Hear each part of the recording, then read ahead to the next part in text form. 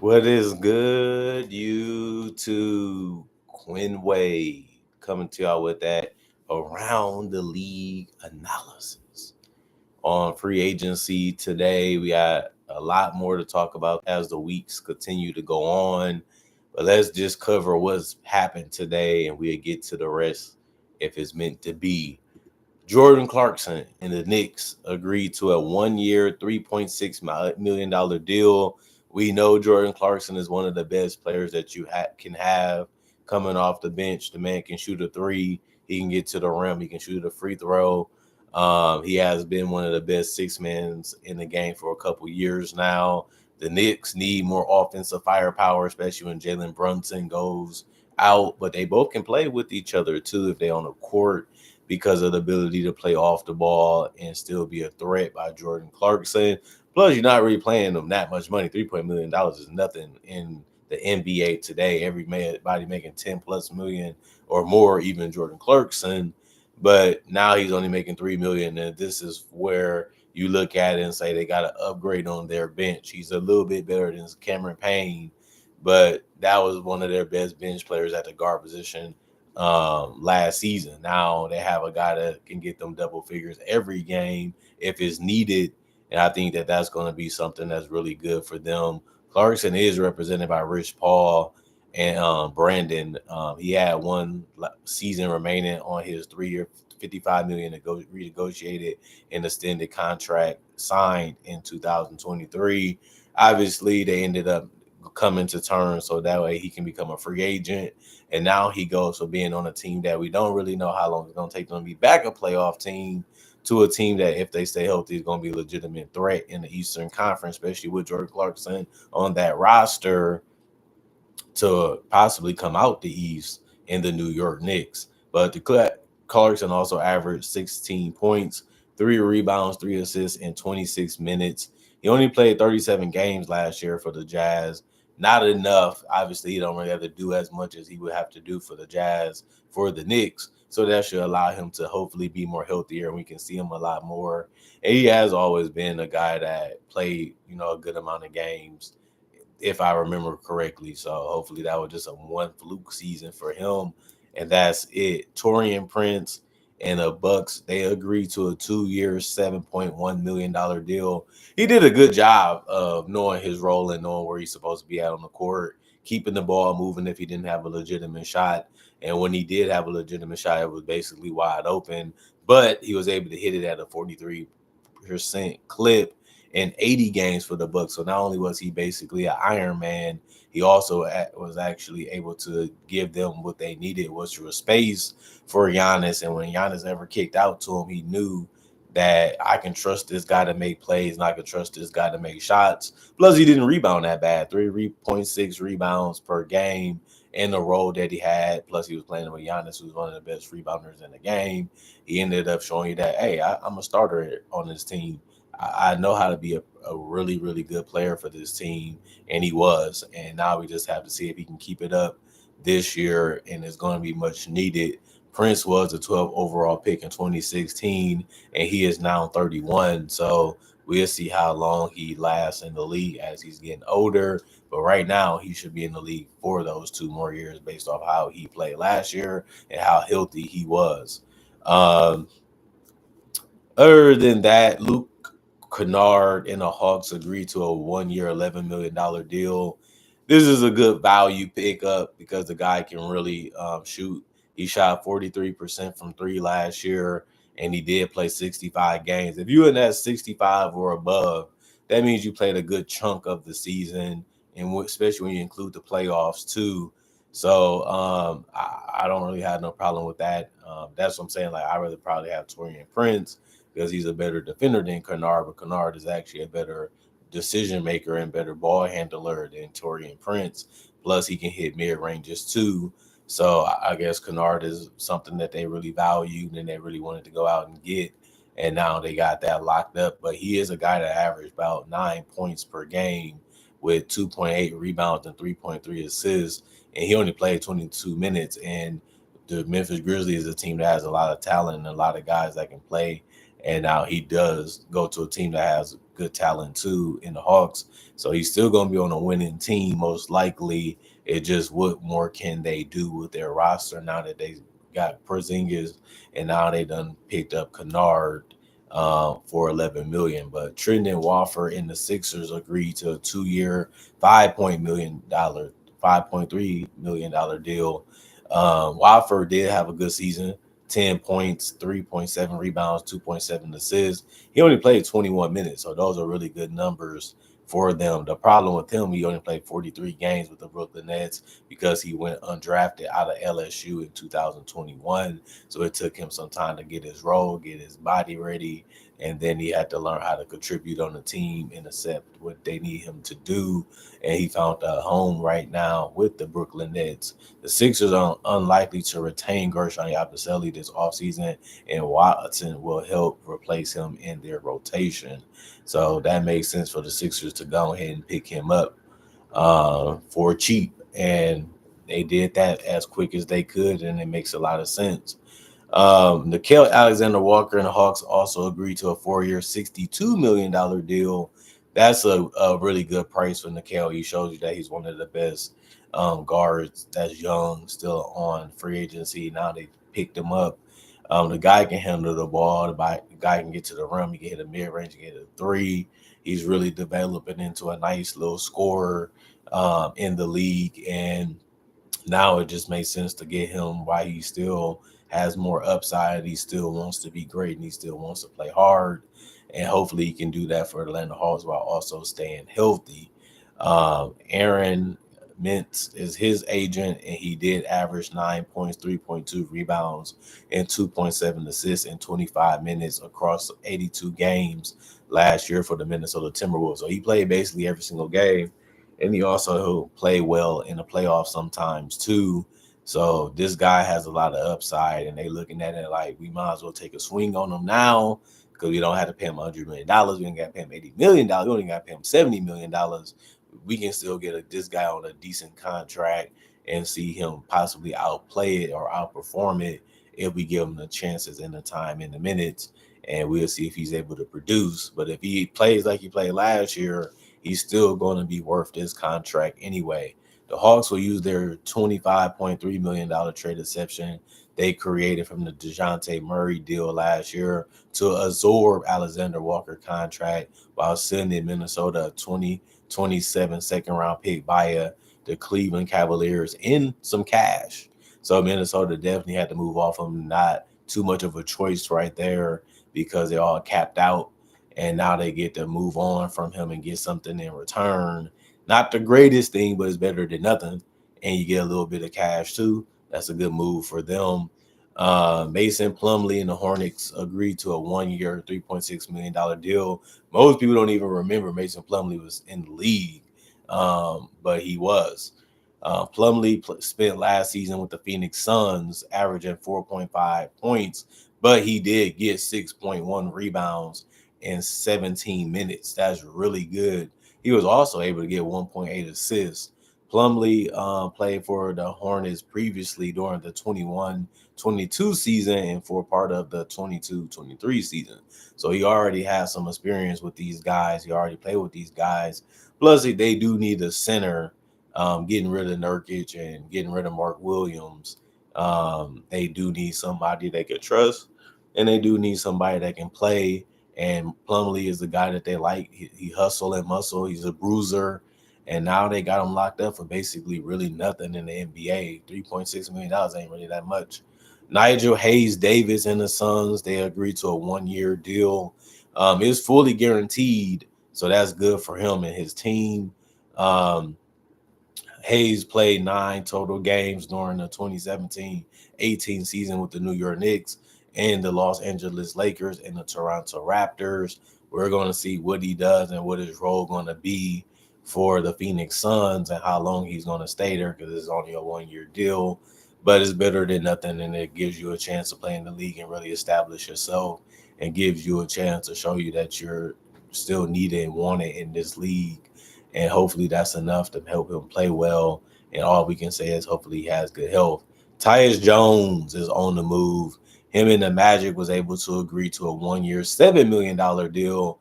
They needed a guard, outside of Jalen Suggs. And now they get that guy in Tyus Jones. He did average a double figures, though. 10 points, 2.4 rebounds. He also got 5.3 assists in 26 minutes. And he did also play 81 games with the Suns. He also shot 41% from three last season and the season after that, too.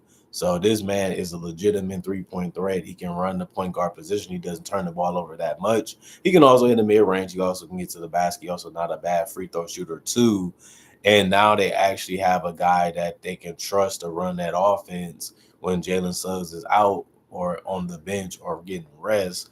And they're not going to miss too much of a step. And that's something that you have to be happy about if you're an Orlando Magic fan, especially because it didn't cost you that much to fill that position.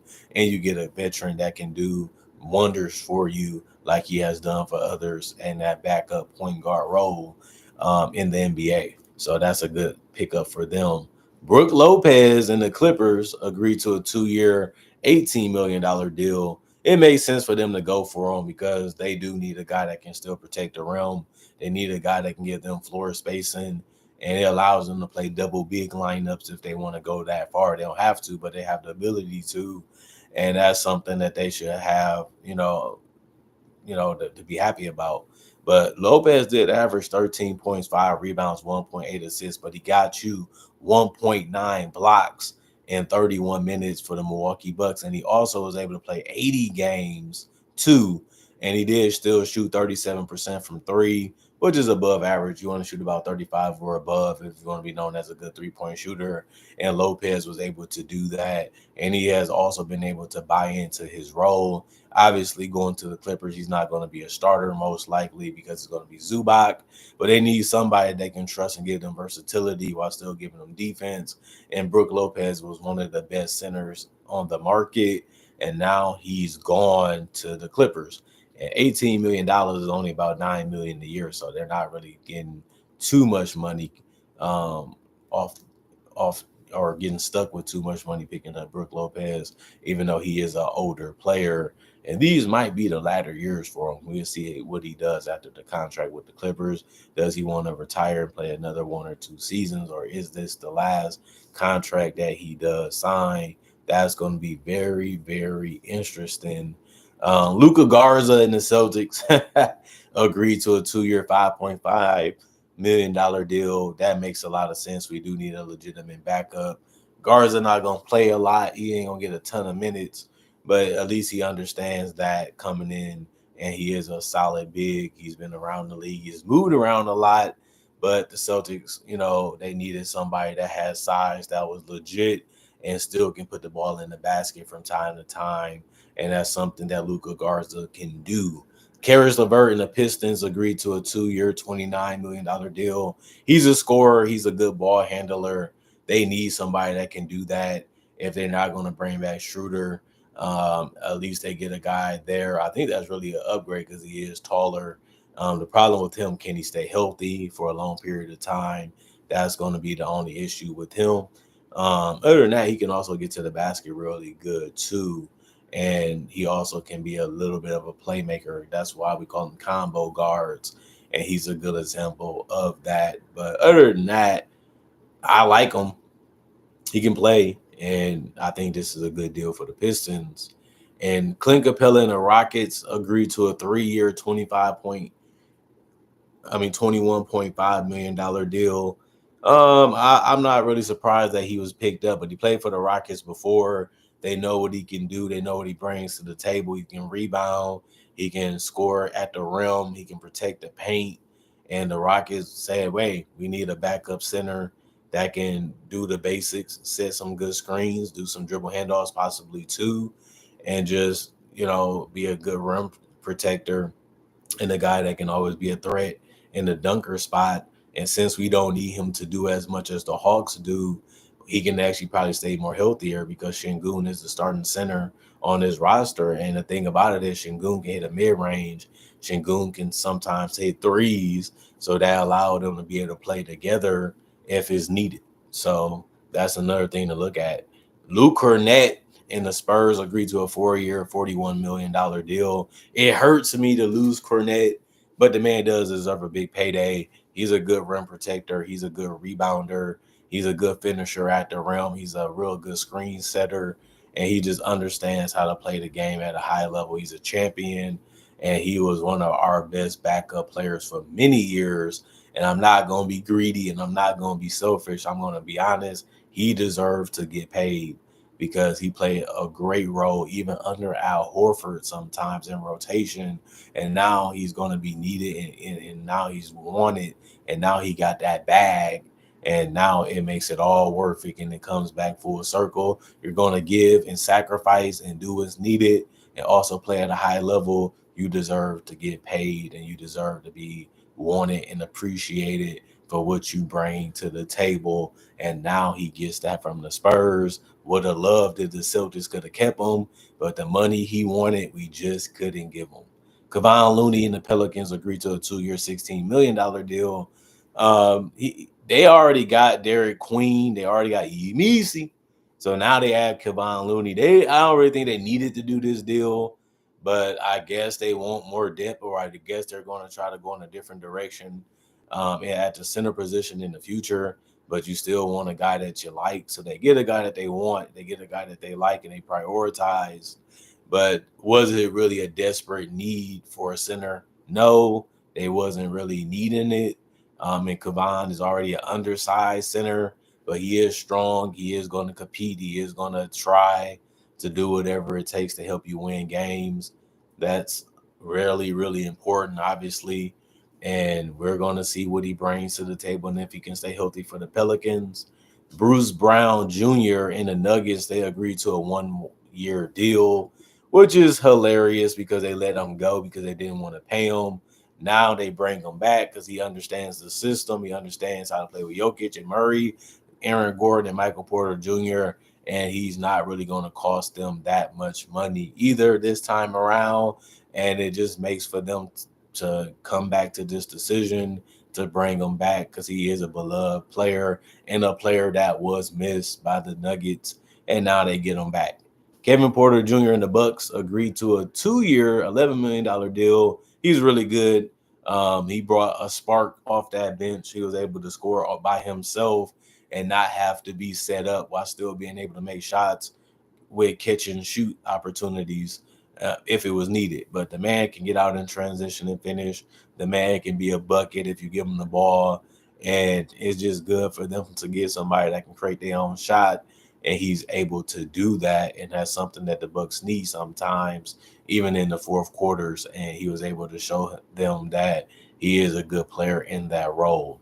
Ty Jerome and the Grizzlies agreed to a 3-year, $28 million deal. He wanted to go back to Cleveland, and Cleveland wanted him, but they couldn't really find a way to get the money to work out. And now he's a Grizzly. $28 million ain't really that much money for a guy that can really shoot the lights out of the ball and handle the ball a little bit too. He's a good player. He's a solid role player. He's a solid bench guy. And he can also start for you sometimes too, depending on what lineup you're running out there and what you're trying to use him for. But we know that the Grizzlies coaching situation isn't the greatest right now. That's something that we have to see on. And other than that, I understand why they want him, and I liked him, especially last year for the Cavaliers. But now he's locked up, and it does make sense why he is. Nuggets trade Michael Porter Jr. and a 2032 unprotected first-round pick to the Nets for Cam Johnson. He's cheaper than Michael Porter Jr., and he's shorter than Michael Porter Jr. For those that don't know, Michael Porter is about 6'10", 6'11", but Porter is signed through the 26-27 season on his 5-year, $179 million extension. Johnson is also signed through 2026 and 2027 on a significantly lower cap number of $23 million next season compared to the $38.3 million deal that Michael Porter Jr. is at. So that's mainly the big purpose of this trade. Not because they didn't like him, not because they didn't feel like they needed him. They won a championship with Michael Porter Jr. because he fit that role of spacing the floor and being able to shoot the three while also having size to finish and rebound. But he wasn't the greatest defender, and he wasn't the greatest fit when it comes to what everything they needed at that position for $179 million. He never really matured or really grew into more. He just is what he is, and they understand that, and that's why they tried to move him, and they actually was able to do it. Johnson signed a 4-year, $94 million deal with the Nets in 2023. A lot of people been wanting Cam Johnson in the NBA, and now we finally see him get traded. Nobody really thought it'd be the Denver Nuggets, but it actually is. And everybody wanted Michael Porter Jr. to get traded because they feel like they needed more at that position to help Jokic possibly win another title. If you have a player as great as Nikola Jokic, who some people consider the best player in the league still to this day, you have to go all in each and every season with your roster to put him in a position to win a title. Even if you don't make moves that people really like, you still have to do what's best for the team and the organization and Nikola Jokic's legacy, because he's going to give it his all. He's going to do whatever it takes to help y'all be in a winning position. Just put some winning players around him. With the trade, the Nets will create the ability to use most of their $14.1 million non-taxpayer mid-level exception. The move represents the first major transaction by Denver's new front office of Ben Tenzer and John Wallace, who replaced Calvin Booth only a couple weeks ago. D'Angelo Russell and the Mavericks agreed to a 2-year, $13 million deal. He can score, he can shoot, and he has size at that point guard position. He can also play the two guard sometimes. Not the greatest defender, but a guy that understands how to be a microwave type of guy. Obviously, Kyrie's out, so they need somebody to get buckets. They need somebody that can step up from time to time at that guard position, and they feel like D'Angelo Russell can be that for them and also be a little bit of a playmaker too. And they're not paying him a lot of money. $13 million total in 2 years isn't, a great risk. And will D'Angelo Russell be locked in? Will D'Angelo Russell be focused the entire season and the entire playoff run? I don't know that. I can't guarantee that, and neither can they. But at least he's a player that they can trust, and at least he's a player that they might get hitched to a little bit, because he is a different type of guy, and he always has been his entire year. That's why he's still in the league, and teams are still taking chances on him because of the things that he does on the court. Looks very cool and very amazing, but the consistency has always been an issue with D'Angelo Russell. And that has been one of his problems and why he's been moving around so much. But he's still a good player and a guy that could be a starter from time to time. Trey Jones and the Bulls agreed to a 3-year, $24 million deal. I think that's good for him. He's still developing. He's still growing. He's a young player, but so are the Bulls and their whole core, really. And it makes sense for them to go for a young guy as fast as they could for a cheap deal. And they was able to lock him up very fast. He still has a lot of potential. He has a lot of upside. So we'll see how this deal ages. Not guaranteed to be a great deal. Also could be a little bit of a bad deal, but you also not committing a lot of years and a lot of money to him anyway. So it shouldn't hurt you that much, especially when you're the Bulls and you're not even guaranteed to make it to the playoffs, but you are a team that can possibly overachieve depending on what you do in free agency and depending on if you can spark what you was doing last year and do it this year too, and just have more growth and development from your other players that are young. Jake LaRavia and the Lakers agreed to a 2-year, $12 million deal. That's about $6 million per year. That's not that much, and he is a guy that can score and space the floor, and he can handle the ball a little bit. So it makes sense for the Lakers to try to get them a guy that's on the cheap and that can really help them offensively. Not the greatest defender. Let me just go ahead and put that out there, but he is a guy that's on a bargain bin contract, and the Lakers just said this is one of the best players at that price range that we're at. Let's just go out there and get him, and that's probably the biggest reason why they got that deal done. Cam Spencer and the Grizzlies agreed to a 2-year, $4.5 million deal. not the greatest player, but you're only paying him about 2 million almost a year. So, it does make sense why they go for the cheapest guy to finish that 10th, 11th, 12th spot on their roster. Cam Spencer can definitely do that. So they just go out there and fill it as quick as they could while he was on the board. Now he's off. Paul Reed and the Pistons agreed to a 2-year, $11 million deal.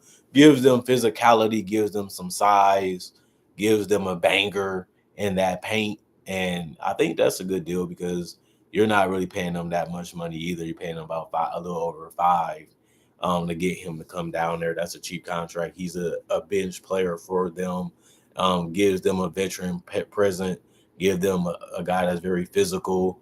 They needed some toughness back when they played the Knicks in the playoffs, and now they have that for possibly another chance of meeting up with some tough teams in the Eastern Conference if they make it to the playoffs again.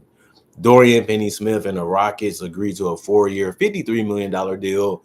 He was highly coveted because of his ability to play some good defense and use his strength and his ability to space out the floor and hit a three. And he can also get to the rim sometimes, and he also can get out in transition, and he can create some opportunities with some steals too. So they looked at it like this is one of the best two-way players left on the market. Let's prioritize him and let him know we lost Dylan Brooks. So we want a guy that can come in and do some similar things to what he was able to do. And now we pick that up very quickly. Santi Odama and the Grizzlies agreed to a 3-year, $52.5 million deal. That's a lot of money for Odama, I'm not going to lie. But he is one of those guys that has size, has the shooting ability, plays well with Jaren Jackson, fits well with Ja Morant. So they're not going to go wrong there because he's been there for a couple years. So let's just take care of a guy that understands his role and understands his game on our roster and just figure out the rest of the roster as the years come and go. And that's what they basically decided to do. Jaren Jackson Jr. agrees to a 5-year, 240 renegotiated and extend deal. They showed that they wanted him. They showed that they wanted to keep him. They drafted him. Was a defensive player of the year caliber player. Was one of the best defenders to me last year. Can really protect the rim. You will want him to rebound a little bit more, but we've been saying that since he was in high school, and he's still not a great rebounder. That's one of his biggest issues. He has the size, he has the athleticism, but he just doesn't give you that rebounding defensively or offensively, really, even though he's really good athlete and has really good physical tools. And that's been one of the things that we harp on, but he knows that is true. And the fact that he still gets in a lot of foul trouble is another reason why a lot of people wasn't high on giving him 5-year, 240 million.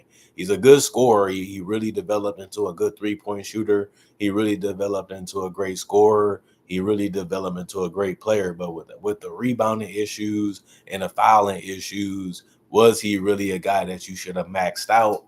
That's always going to be debatable until we see how it plays out. But they are in a situation where if they're not drafting players, they're not really getting big name free agents, and they're not really trading for big name free agents because most people are not in a rush to go to Memphis unless they're just trying to be in the NBA to make a living, which he just did have some generational lifetime money guaranteed to him.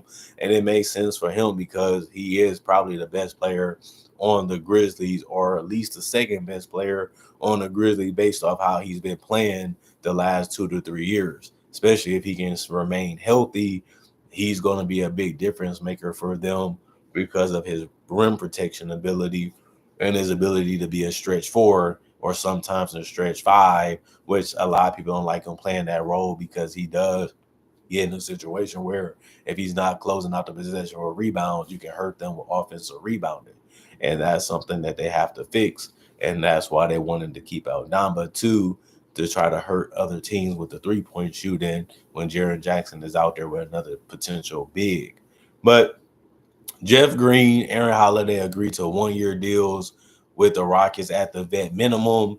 They're guys that they like, they love. They've been on the roster for a long period of time, and now they get a chance to stay in the NBA and also continue to play for an organization and a team that likes them and gives them playing time and opportunity, and they still going to be in a winning culture. So you can't really go wrong. You get paid, and you're staying with a team that you've been with for a long period of time, and you understand that they're going to have you doing things that's similar. So all you got to do is play your part, do your role, and exceed in that. And that's all you really need to do.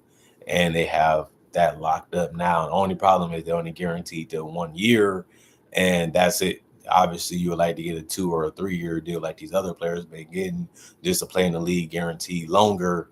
But then again, your contract is going to be good still, and you still get playing time. So I guess that's what you got to look at it as for those two guys. Jazz and She Mikhailuk guarantees the Jazz guarantee his contract $3.68 million. Not a lot of money, not a crazy ton, but he does deserve it because they feel like they couldn't really find nobody better right now for the price that they're paying for him. So they was able to lock him up this for another year. Mike Brown emerges as a serious candidate for the New York Knicks head coaching job. Not a really big surprise there. He's always in the mix to be a head coach, even though people feel like, can he be a championship coach? Can he get you over that hump? Can he get you to where you need to be? That's been one of the biggest questions people already always have for Mike Brown. Is he a good enough coach? He showed you that he can get you to the #1 seed in the Eastern Conference. He showed you that he can help you win games. But is he better than Tom Thibodeau?